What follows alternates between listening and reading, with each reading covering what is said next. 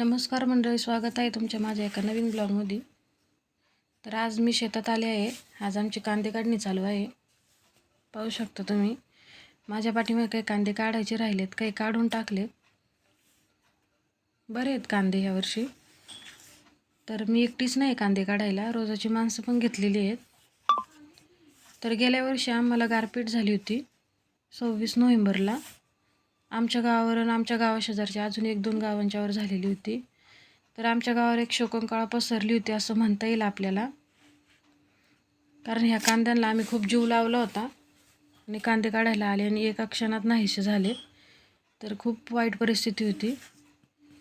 कांदे काढायला आलेले असताना गारपीट होणं म्हणजे तोंडाशी आलेला घास हिसकावून घेणं ही शेतकऱ्याची दशा झालती। पण काही नाही, शेतकरी हा निडर असतो। आलेल्या संकटांना सामोरं जाण्याची ताकद त्याच्यात असते। आणि तसंच यावर्षी पुन्हा शेतकऱ्यांनी कांदे लावले।